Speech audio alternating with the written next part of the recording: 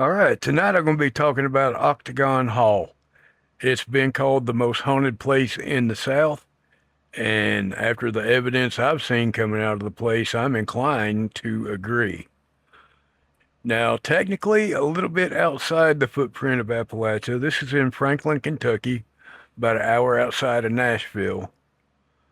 But this place has the whole 9 yards as far as paranormal activity. Now, the house was built by Andrew Jackson Caldwell. He was a politician from Tennessee, but it wasn't long before tragedy befell the family. The first incident was the first wife, Elizabeth. She passed away when she was 30 from typhoid fever. After that, a toddler, little AJ, about 18 months old, he had an incident on the staircase, and sadly, he was lost. After that, the middle child, Mary Elizabeth, was down in the basement playing with a cousin, and she got too close to the fireplace. An ember or something caught her dress and sparked. Sadly, she was lost also, and she hung on for 7 days.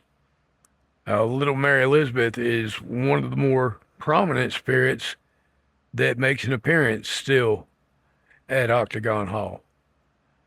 But after that, the house saw a lot of action during the Civil War. Mr. Caldwell was a Confederate sympathizer, so he hid a lot of Confederate troops at the home.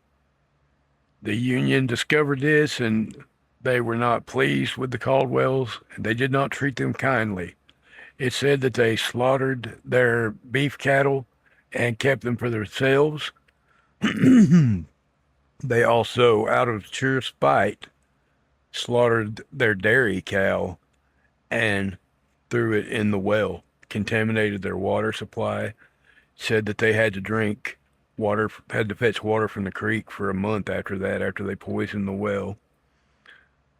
But it saw a lot of use during the Civil War. It served as a Civil War hospital for both sides, hid troops on both sides, and even had some connections to the Underground Railroad. So a lot of history. No wonder it's haunted. But there is literally an entire wall of the place of just the paranormal investigative teams that have gone through there. And you're talking about all the electronic, the EMF detectors, the cat balls, all of that goes haywire. There's some really compelling still photographs, video evidence from not only just the teams that go through there, but also the surveillance from inside the place itself.